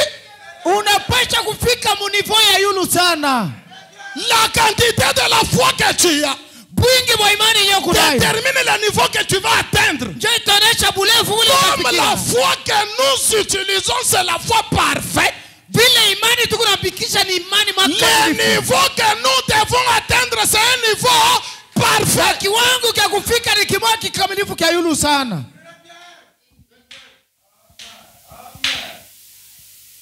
La foi de Frère Branham, Imani ya ndugu Branham c'est la foi de grandes choses. ni imani ya vitu vikubwa, De grandes, ya vitu vikubwa. beaucoup de Saint-Esprit. Roho Mtakatifu tele sana. Beaucoup de... Nous, c'est toujours beaucoup. Si ni bili bya kuyala bya tele bya Dans la maison, là, munyumba beaucoup de nourriture. bya kura tele. La santé, là, beaucoup de santé. Mwili uisha kuvima machafu uko mzuri. Les habits, là, Manguo ya kuvala beaucoup d'habits. ya kuyala kuna kunja goti hivi kwa kufunga valisi. L'onction, là, Upako wenyewe beaucoup d'onction. watele. L'inspiration, là, Kuongozewa beaucoup ni d'inspiration. kuongozewa kwa mingi. Tukunaenda na kupanda hivi. Niveau le plus bas, Kutoka chini tunaenda yulu.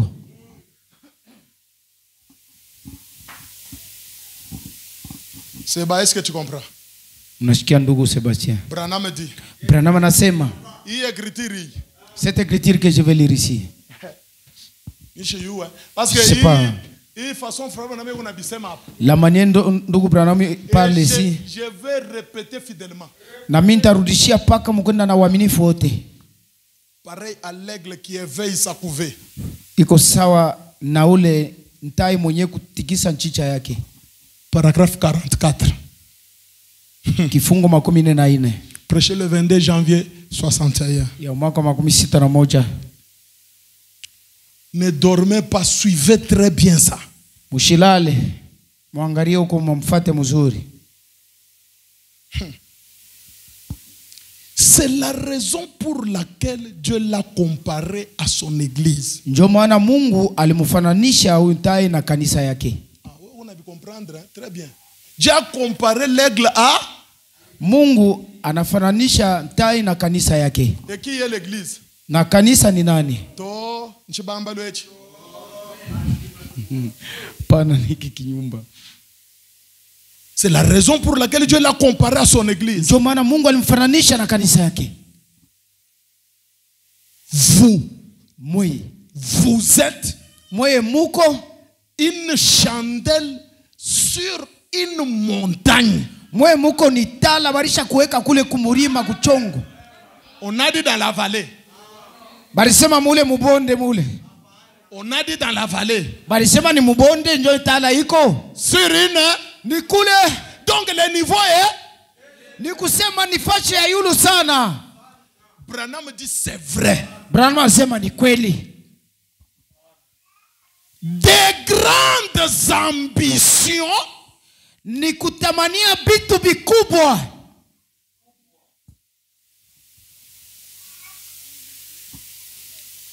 Tangila. Si tu as des petites ambitions, toko mumisa yetu. Angaria kama huko na tutu maono tuloko. Christophe. Kama huko na tu petites ambitions, toka. Crispin. Si tu as des petites ambitions, toka.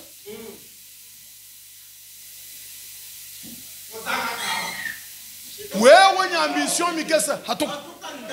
Wewe mwenye na maoni ya kiloko, maisha bifukuzio byake mtwa hivi.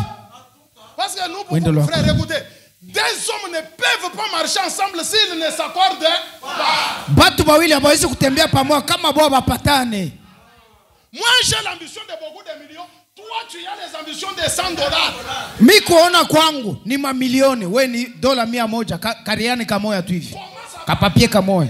Tutapatana je tutembee pamoja? Les ambitions de beaucoup de choses, wewe ni hivi. Ni kuna kuona kwa vitu vya mingi.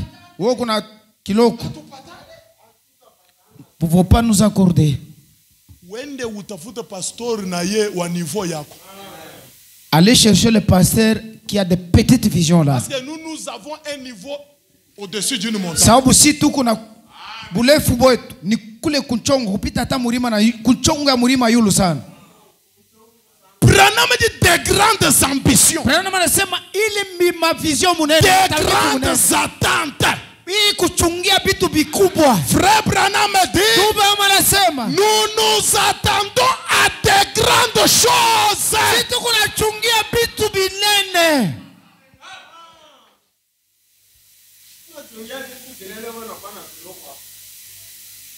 Hein? Il s'attend à une moto. Ndugu mzima ye kuona yake yote ni mpaka kupikipiki. Kunaishia pale. Angalia wewe. Hanu garoba shengula kala mi ototo.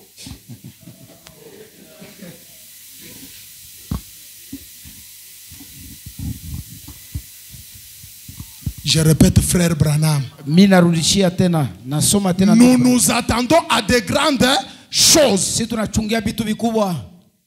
Branham dit. Nous ne sommes pas 3 points de suspension. Nous disons.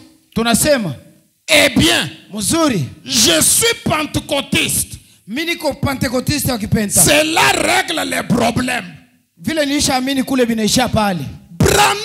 dit, ça règle les problèmes pour toi, mais pas pour moi. Non, je suis des tabernacles. Ça suffit. Ça suffit pour toi. Pour moi, être croyant du tabernacle ne suffit pas.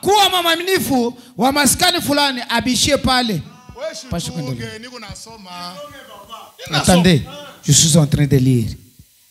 Donc tu es satisfait? Tu vas où? À l'église. Moi je pars à l'église. Je suis croyant de tabernacle. Parce que tu es naturel, ça te suffit. Non, non, je suis croyant du message. Le bailleur vient, il te secoue, dans les poches là c'est vide. Je suis croyant du message. Ça te suffit toi. Mais nous avec frère Branham ça ne nous suffit pas. Je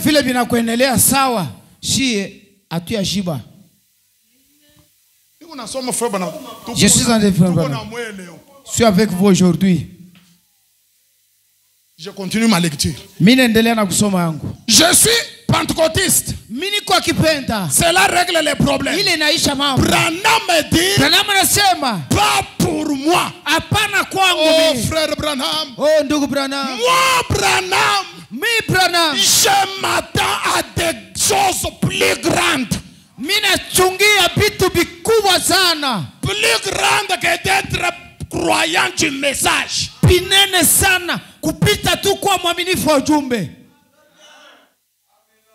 Est-ce que je peux continuer? Je le dis.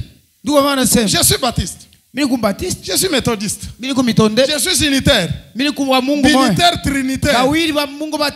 Branham dit, où quoi que vous soyez, cela ne me satisfait pas.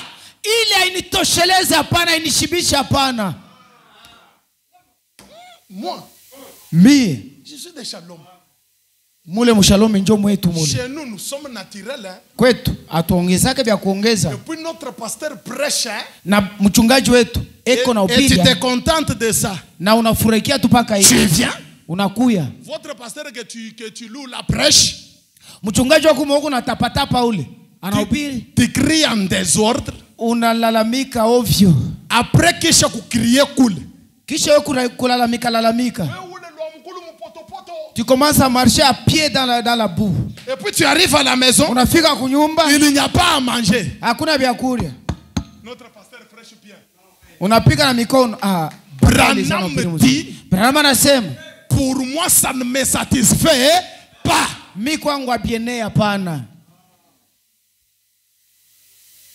Ça ne me satisfait pas. Blandine, est-ce que tu suis? Je continue. Branham dit, Branham anasema cela ne me satisfait pas. ili ainenelea pana.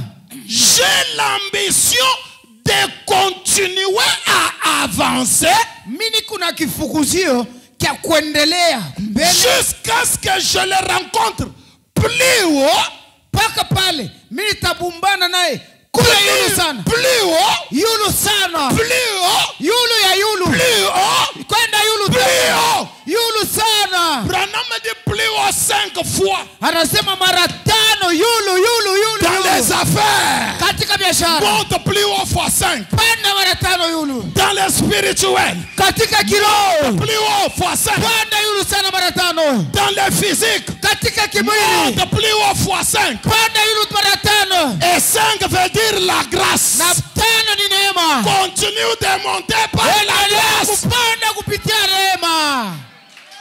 Haleluya. Amen. Amen. Ah, sasa mshikiaga sasa mama. Écoutez maintenant Hii sasa. ce que je vais lire ici, ça. Hapo Branham unalabisha mambo.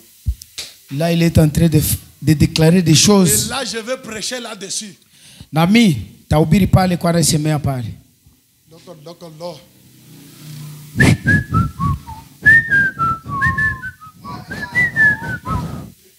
Branham dit. Branham anasema, C'est toi qui dis, hein? J'ai reçu le Saint-Esprit. mie nishaupata Roho Mtakatifu. Cela règle les problèmes. Binaishia pale. Branham dit. Branham anasema, Cela ne l'a pas réglé pour moi. ile haishi mambo kwangu. Shina Roho Mtakatifu yako hili. Avec ton Saint-Esprit. Toi tu es satisfait avec ton Saint-Esprit là. Ulisha Roho Mtakatifu wako anakuendelea Même binaisha. si nous n'avons pas le Saint-Esprit, cela n'a pas réglé les problèmes pour nous. Hata tuna Roho Mtakatifu kwetu mambo yaisha kabisa. Shimiri sema niko nasoma. Ni mimi ndio mimi nasema. C'est pas moi qui parle. Kuko bantu wale bako nasoma hii message. Est-ce qu'il y a quelqu'un qui Papa, vient njoo avec vile moi? Branham anasema. Papa ubangarishisha na boko le njuba one kwa bale batafuata mu YouTube ke ni bya kweli bantu bengine beo nasoma. Mambo kusema wao pasteur Elise na risomea mabintu yake hapa. Oh, il est en train de fonder les choses. Je ne fais pas ça. J'ai reçu le Saint-Esprit. Mimi nilipokea Roho Mtakatifu. Cela règle les problèmes. Vile nilisha kumpata binaisha. Branham dit. Branham anasema, Cela ne l'a pas réglé pour moi. kwangu mie haikuisha mambo yote. Bien que j'ai le Saint-Esprit, Hata vile mimi niko na Roho Mtakatifu, je continue simplement d'emprendre, mimi naendelea tu kufunda ya kubeba Roho Mtakatifu mwingine. Écoutez. Shikia. Unasema nini? Kubeba? Ah, njoo bile Branham yako nasema pale. C'est ce que Branham dit ici. Comment toi tu prends seulement le Saint-Esprit et tu es satisfait? Namna gani unapata Roho Mtakatifu na binaisha pale? Et le Saint-Esprit nous prenons. Si Roho Mtakatifu tunabeba. Même yotoka tukunatembelelea. Mais nous marchons dans les véhicules. Et le Saint-Esprit nous prenons. Et na Roho Mtakatifu tunabeba. Mais tukunazala bampundu. Nous mettons au monde des enfants. Et le Saint-Esprit nous prenons. Tunabeba Roho Mtakatifu. Tukunavoila kuma veste ya Nous bien. portons des vestes riches. Le Saint-Esprit nous prenons. Roho Mtakatifu tunabeba. Kwa lakini ma VX VR tukunatembesha. Ma voiture ile ya mafuta. Nous sommes en train de rouler ça. Asa unaona na Roho Mtakatifu yako hili. Toi avec ton Saint-Esprit là. Yeah, donne-moi le Saint-Esprit. Mungu nipe Roho Mtakatifu Bwana, Roho Mtakatifu. Tu te renfermes avec ton Saint-Esprit là. Hapana. Saint-Esprit. Le Saint-Esprit, Roho Mtakatifu. Nous mangeons. Kuria bile bia mafuta. Saint-Esprit. Roho Mtakatifu. Nous nous marions. Tukuna wana. Saint-Esprit. Roho Mtakatifu. Nous travaillons. Tukuna tumika makazi. Saint-Esprit. Na Roho Mtakatifu tele. Tubalalar papa, tubalalar. Affaire lar. Tukuna balula kubilole chak chak chak chak chak. Non. Oh hapana. Le Saint-Esprit. Roho Mtakatifu. Ça suffit. Ginisha kumpata kunaisha pale. Unaweza kubeba Roho Mtakatifu na ikalanga mkiungu unakuri. Est-ce que tu peux manger le Saint-Esprit? C'est comme on me racontait une histoire là pour un prédicateur. Barono shadishi moya mubiri moya fulani. Il veut quitter la maison. Anapenda kutoka La mnyumba. femme lui dit, chérie, Bibi yake anamwambia il n'y a pas mpendwa, de nourriture. unaenda wapi? Hakuna vyakula huku. Ah, chérie, Oh, mpendwa bibi yangu, laissez-moi d'abord aller pour prêcher. acha mbele nende nikahubiri. Chérie, amuna vyakuria. Rudia mbele utafute vyakula, nalepa prêcher d'abord. J'aime la vieille manière de... Il vient à la chair. Anakuya hapa. Il frappe. Banama dit. Anapika. Ndugu Branham anasema ele. À la fin, Kumwisho, l'homme rentre à la maison. mtu anarudia kunyumba yashu isha muvuya. Et il trouve que la femme a déjà même servi là. Anafunia kumeza bien. Anakuta mwanamke asha utengeneza pameza pale. Je t'avais dit quoi? Mimi nikuonesha Dieu va nini? pourvoir, tu vois, hein? Mungu atatayarisha kwa ajili yetu. Karibu. Il ouvre comme ça. Anafungula hivi. Il trouve 7 sauts dans les dents. Anakuta kile kitabu kamiuri 7 kiko msahani. Sekuri ameandiko yako hii. Mange. Kuri ameandiko hii. Est-ce que vous comprenez? Munashikia? Donc, avec le Saint-Esprit, Nikusema na Roho mais Mtakatifu Mungu atupatie tena l'art. na upate kuwa na maisha mzuri ya makuta.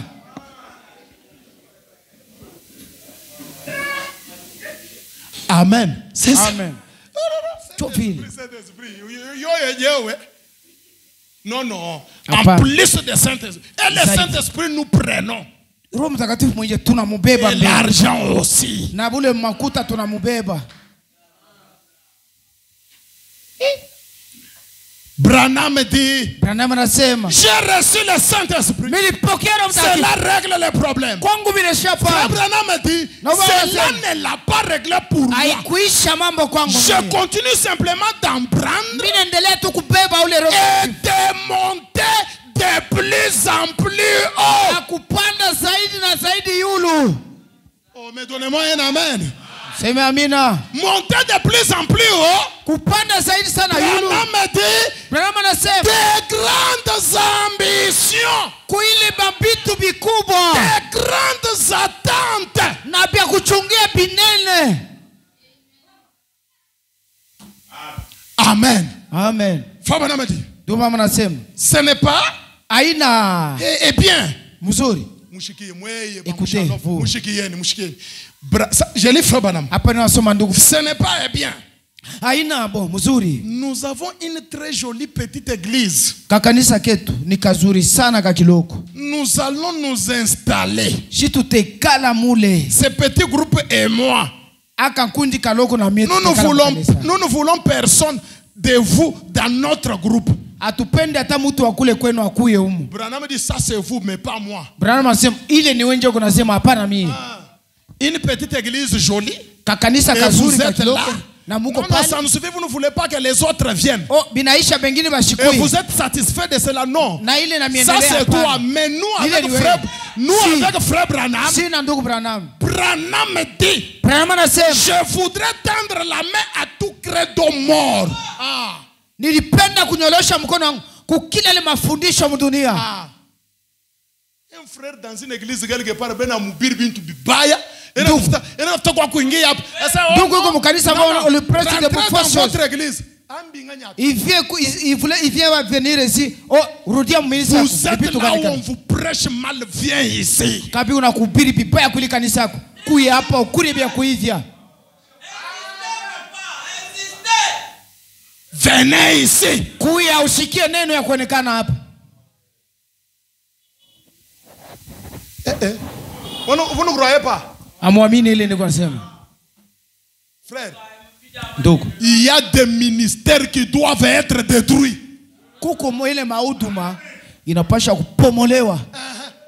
Kuko makanisa ingine tunapasha kuifungishisha. Même les églises les fermer automatiquement. Tunabeba ba croyants bote On bale. prend Pasteur tous ula les na points. babi ashene na ba Baminifu wote croyants. kubasomba kubaleta hapa.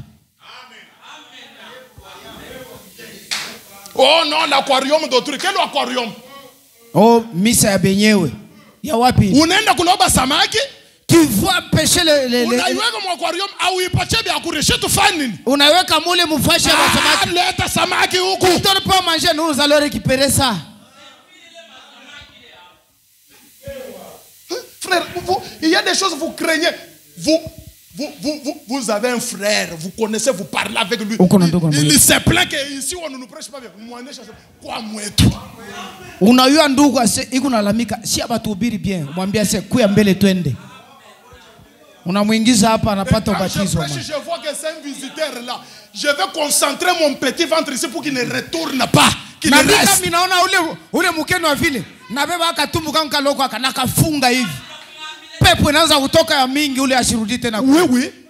Vous savez du temps de Frère Branham? Unajua wakati wa ndugu Branham. Il y avait un prédicateur qui se moquait de Frère Branham. Kulikuwa mhubiri alianza kusema vivanjo wa ndugu Branham. Qui disait qu'est-ce qu'il prêche? Anasema ule Branham kuna hubiri nini? Il prêche le baptême aux iko na hubiri mabatizo immergé dans l'eau tout ça. C'est une religion de gens qui ne sont pas intellectuels. Ile dini ya watu wenye hapa na picha sawa hapa na akili. Alors un jour, sasa siku moja, Frère Branham est allé dans la ville.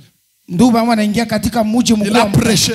Anahubiri. Il a dit que je vais aller baptiser les gens. Anasema nataka kwenda nikabatize watu sasa. Pendant qu'il partait pour baptiser. Ise unaenda kubatwanga sa mumai. Frère Branham entre dans l'eau. Ndugu Branham anaingia umai chubu. Il commence à parler. Anaanza kusema. À un moment donné il dit. Wakati mmoja anasema. C'est comme si les anges de Dieu sont sur les branches de tous les arbres qui sont. Iko saba malaika baisha kwela mu matawi ya miti. Et ce pasteur là a fait l'erreur. Na ule mchungaji alifanya kosa. Avec ses croyants pour venir assister au baptême que Frère Branham faisait. Na bamilifu bake banaenda kuili mabatizo kama Frère Branham dit. Ndugu Branham anasema. Ce jour-là, il a baptisé toute l'église.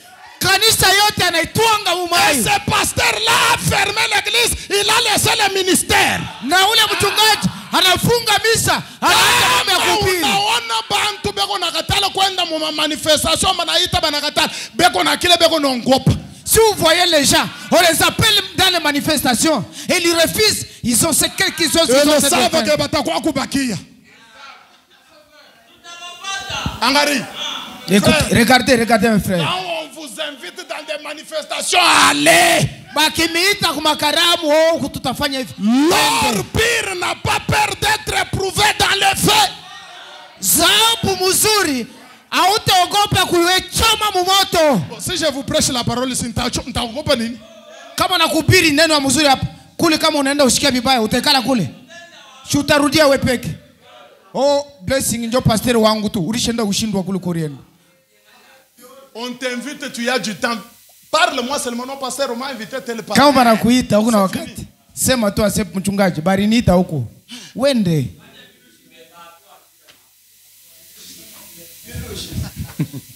Kama usitapita mbio kule. Si tu ne peux pas fuir là-bas. Comme un frère me disait là. Ça ou le ndugu mariko ananiambia. Je ne sais pas, ça devait être un jour de réunion de prière et on avait dit que siku moya maombi. Maintenant le frère avait mangé. Quand ils sont venus, j'ai dit non, que celui qui a mangé soit. Et le frère a dit bon, je ne peux pas quand même aller à la maison que j'ai dans une église. Ule ndugu akasema bo, hivi leo nilikia mjua ya kuomba. Nende mkanisa moja hivi. Sitarudia mbele kwa nyumba. Le frère vient me dire mwambi wali, kwa nini tulekele kwa tukele kwa sababu mweglise mwetu.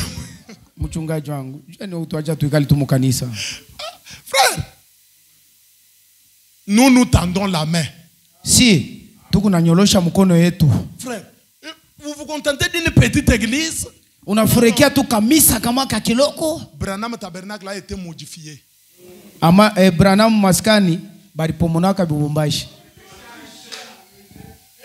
Bakanenepesha hayo. On doit agrandir cette église. Shimunaona hivi bibumbashi. Omo kubipomona kubilefusha kule kumoko. Et je prophétise que ce n'est pas pour longtemps. Bientôt là, on doit agrandir l'église. Na nasema hivi, muikale. Parce que frère Branham me dit, sababu ndugu Branham anasema, là où il y a Jésus, pale Yesu iko, il y a une foule de gens. Kuko ni kundi ya batu. Amen. Tunapaswa kunenepesha misa. On doit agrandir l'église. Na basasa banakuya. Et les nouveaux et les anciens. Na banzamani banakuya. Tout le monde. Celui qui a déjà crié et celui qui n'a pas encore crié le message de Branham. Et Branham continue, il dit. Frère, donc, faire rentrer quelqu'un. Kuingiza mtu moya. Les ambitions. Ile ni matamanivu yetu. Faire quelque chose. Kufanya kitu kimoya. Les attentes d'un homme qui a déjà marché dans la vérité. Ndio kuchungia ya mtu mama alishatembea katika ukweli. Pour voir Juu ya kuona la vérité. Kuona ile mwangaza nuru. Non, kamisa yetu kile tusha kuenea letu. Oh, dans notre église là, nous avons déjà atteint les nombres. Wewe ula anakuonesha sasa tusha kuenea nani? Qui vous a dit ça? Les mots d'ordre donnés par Feu Banam. Maintenant nous faisons une grande église des États-Unis en nombre, en puissance. Nous sommes comptés par millions. Tous les autres tunakuwa ni mamilioni. Achète-toi. Là où je pense que les pentecôtistes ont failli. Frère, des grandes ambitions. Mahubiri ndugu Branham.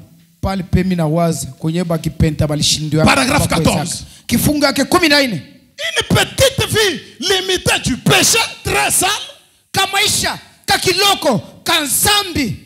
Et tu te contentes de ça. Na unafurahi na kale kamaisha kavile. Tu dors ma famille, tu te contentes de ça. Unalala na njala unafurahi. Les enfants n'étudient pas, toi tu trouves ça normal. Unafurahi. Ayez la foi ce soir. Les choses doivent changer.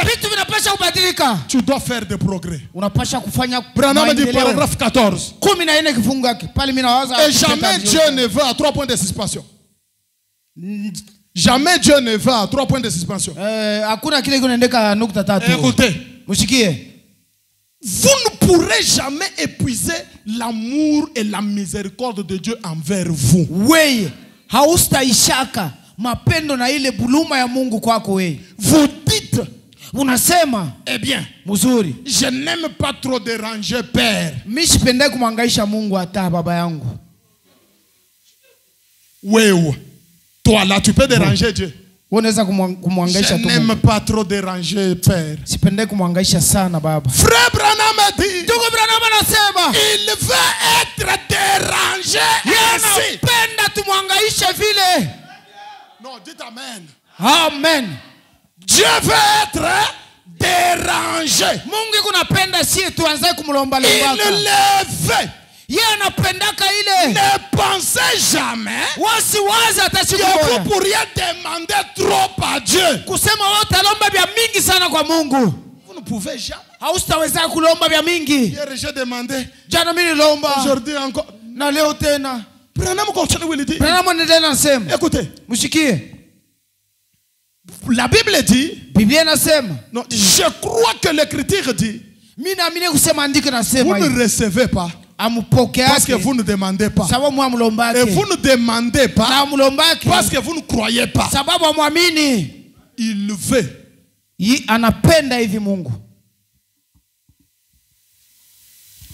Frère Branham dit. Branham dit. Dieu veut que nous demandions. Et que nous croyons pour que notre joie soit parfaite. Est-ce que je peux lire Feu Banam? Il dit, Dieu veut que vous demandiez beaucoup.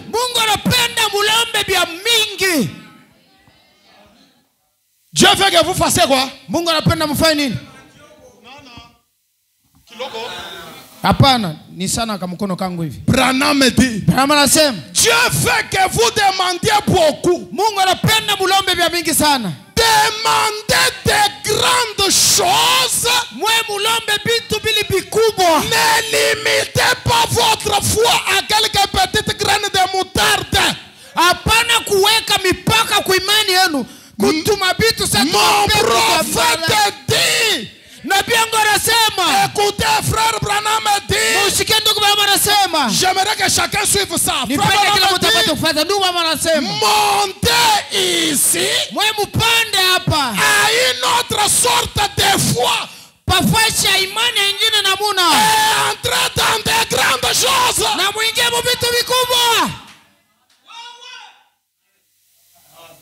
Montez. Nous devons faire quoi? Branham dit. Branham anasema, montez ici mpande hapa à une autre sorte de foi. pafasha imani ingine et entrer dans de grandes choses. na mwingie mvitu vikubwa.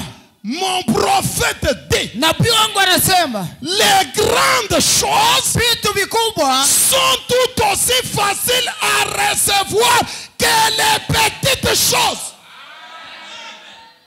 vitu vikubwa ni vyepesi, ni vya kuvipata kupita tulitwa kiloko kiloko. Ah, que quelqu'un me donne un amen. Nipatie amina. Branham me dit, Branham anasema des grandes choses vile vitu vinene sont aussi faciles à recevoir que les petites choses. kuvipata ni kwepesi sana kuliko kulomba tumapitu tuloko na utupate. Kupata motoka kuko teketeke ke kupata kinga.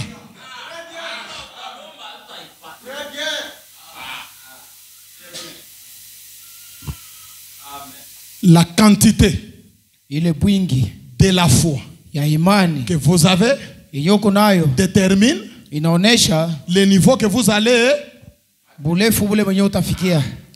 des grandes choses Vitu vikubwa sont aussi faciles à recevoir que les petites choses. ni vyepesi kuvipata kuliko tumapitu ya kiloko. Amen. Amen.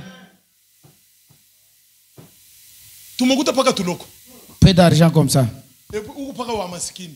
Toujours pauvre. Ula na kwambia bu maskini bulikalaka bwa bien. Qui vous a dit que la pauvreté elle est bonne? Dans la Bible, il y avait pauvre Lazare. Oh, Biblia kulikuwa ule maskini Lazaro. Tangila. Ça c'est le temps de pauvre, non, ce n'est pas le temps de pauvre Lazare. Ile ni wakati ya ndugu Branham. Ya Aina ta ya pauvre Lazare.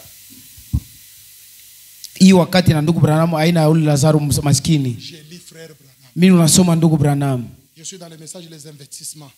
Niko katika mahubiri ile kuweka pesa. Paragraphe 225. 225 kifungo. C'est lui qui est prêché le 3 août 63 parce qu'il y en a Ya beaucoup. tarehe 3 mwezi wa 8 mwaka 63. Je lis frère Branham. Mimi niko nasoma ni Nabii Branham hapa. Il dit, Anasema hivi, vous savez, munajua j'ai dit les investissements, paragraphe 225, kifungo 223 prêché le 3 août 63. inahubiriwa tarehe 3 mwezi wa 8 mwaka 63. Ça c'est votre prophète que vous avez cru là. Écoutez ce Ni qu'il dit. nabii ni mwe mliamini hapa, mshikie vile iko nasema.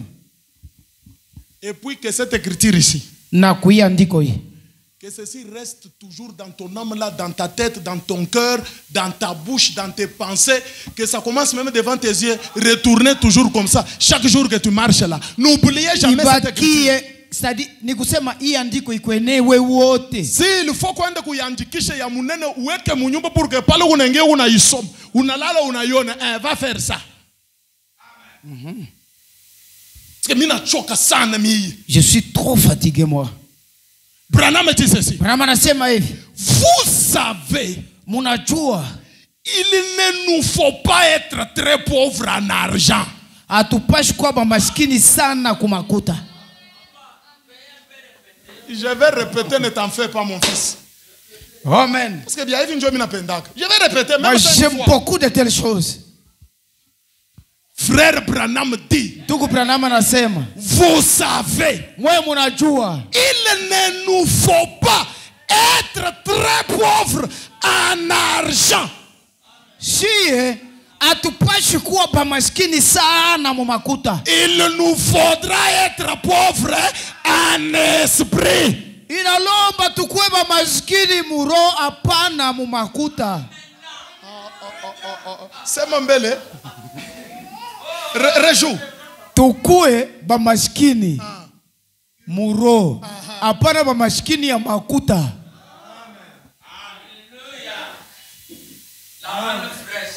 Oh, Jésus a dit dans Matthieu, Oh, Yesu alisema eri maskini katika. écoutez, Mushikie. il faut être pauvre en esprit.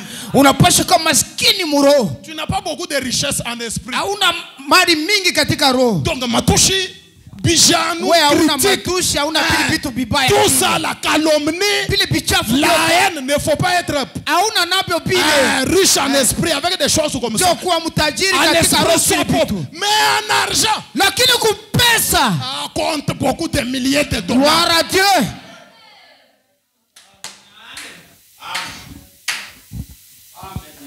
Je répète. Mina somolola nasema mswahili Branham dit. Branham anasema. Vous savez. Munajua mwei. Il ne nous faut pas être très pauvres en argent. Si haipashi tukue ba maskini sana mu makuta. Il nous faudra être pauvres en esprit. Lakini tukue ba maskini mu roho. À cause de cette écriture. Sababu ya andiko. Que Dieu éloigne la pauvreté de ta vie. Mungu apeleke mbali maskini maisha yako. Amen. Oh non, tu vois. Oh, unaona. Nous les enfants de Dieu. Toto wa Mungu. Donc, non, vraiment, les riches là, je ne sais même pas s'ils vont aller au ciel. Qui t'a dit ça? Bale batajiri siuka batendaka kumbingu lwangu. Branham, le premier riche, est au ciel. Branham, mutajiri wa kwanza humo mlaodikia yuko kumbingu. Salomon, Sulemani unaonsikia riche roi au ciel. Salomon. Makuta mingi iko chini kitako mumbingu sahi. Les enfants de frère Branham, je sais pas na teswaka. Batoto ndugu Branham, on vous dit qu'ils sont des soufiers. Ils sont nés enfants de prophètes. Grandir enfants de prophètes. Même après le départ de leur père, baba yabo anakufa. Ils sont toujours bien. Na hivi tu kunasema biko bien na vile bataendaka. Ni biko ni kuriaka pakara. Maintenant weye. Alors vous? Non. Hapana, inaenea. Écoutez avec ta prophétie là. Il est où je lis encore frère. Que tu aimes beaucoup. Parce que vous savez d'abord que la pauvreté c'est l'état d'esprit. Unajua bumaskini mbele bunaanziaka ni mule mkichwa kia mtu mule. Vile roho yake kuna waza. Ingia kumbele mu supermarché uza nyama. Hapana acha tu niende pale niuze tu tomso. Entrer dans kesho mishiyu. Kesho wewe ndio utafanya nini? Demain tu vas faire quoi? Est-ce que kesho d'ailleurs qui t'a dit que tu vas vivre? Nani alikwambia sasa utaanza kupumzika kesho? Hapo unapumzika fanya nini? Comme tu respires encore, tu dois manger. C'est ce que la Bible dit. Je Bible inasema. Makelele kimi mpopo enze bishi.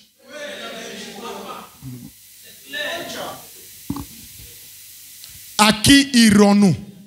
Mahubiri ya ndugu Branham, kwa nani tena tutaenda? Il y en a deux. Celui-ci est prêché le 4 juin 60. Paragraphe 27, je prends la partie B.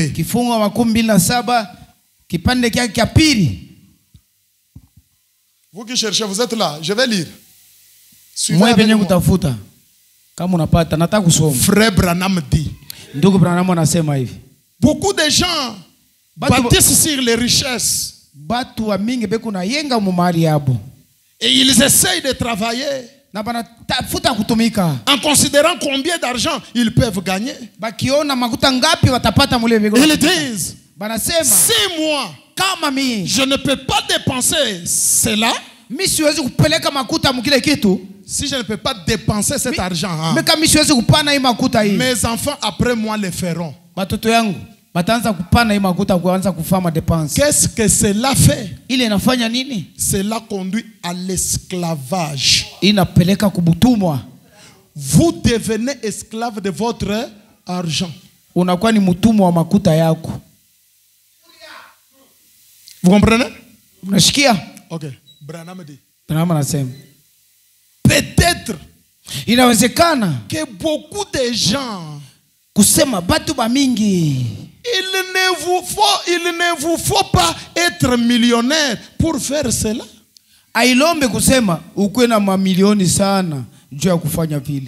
Vous pouvez simplement convoiter l'argent. Qui convoite l'argent? C'est celui qui n'en a pas, non? C'est le pauvre qui convoite l'argent. Alors vous pouvez convoiter l'argent. Et vous êtes tout aussi coupable que les millionnaires. La bombe est là. Branham dit. Il y a autant de pauvres que de millionnaires qui seront en enfer. Papa, je suis interprété. Kuko ba maskini ba mingi sana. Beba tenda kumoto. kupita batajiri. Batajiri batakuwa kiloko bali batapotea. Huku nateswa, Tu souffres d'abord. kisha Après, bakuchome. banenda kukujikisha. Mateso mengi duniani. We na kule tukunende, we unende we mu mateso. Tu commences à souffrir ici, puis tu fais la continuité là-bas que nous allons. Non, non. Maintenant la pauvreté t'es dans quoi? Sasa ile bumashikini osha upenda iko nakusaidia kunini? Il faut avoir beaucoup d'argent. Parce qu'on a pesa mengi. L'évangile marche de pair avec l'argent. Hii neno ya Mungu yeye mnaona. Yeye mkwenda hivi, makuta pembeni yake ndio binaenda mzuri. Ça est fini quoi? Paka hivi, comme je suis là. J'ai envie même d'aller me reposer même à Dubaï. Nashikia moyo kwenda hata ku Dubai, mimi nalala mu hotel na pumzika. Kama moya hapa Mungu na mkuta. Amusa nitume ku Dubai mimi. Si vous avez l'argent, vous n'allez pas me payer les billets que j'ai là-bas. Mwili riche kuchoka mimi kupaka. Le corps est fatigué, je ne fais que souffrir et parler. Il faut avoir de l'argent ndio kunituma. Parce que hapa hakuna mambo ya foi. Unapasha kuwa na magota. Tu vas aller par la foi. Hapana kunituma kwa kinywa sio utaenda kwa imani. Hapana. Nikunyuzia Makuti billet, kwako. aller-retour, séjour, comme ça je pars là-bas, je me repose, je Kwenda, dors, je mange, je rentre kurudia. ici, nisha kuvimba machafu. Kwenda C'est kulia l'argent. makuta, kuria yake, kulala biote anarudia hapa.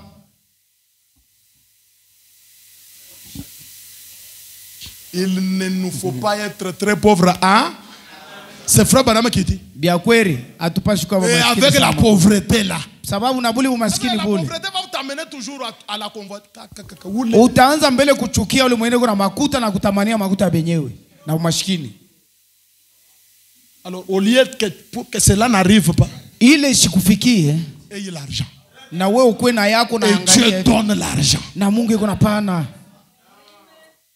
Branham dit. Branham anasema Il y a autant de pauvres que de millionnaires qui seront en enfer. kuko ba maskini ba mingi sana kupita bali bena makuta. Parce Beba qu'il tena s'agit kuya. de votre attitude vis-à-vis de la chose. Sababu inafatana na hali yako mbele ya kile kitu. De ce que Dieu vous a donné. Kwa ile ambao Mungu alimipatia. Est-ce que nous pouvons nous tenir debout? Tunaweza kusimama huyo.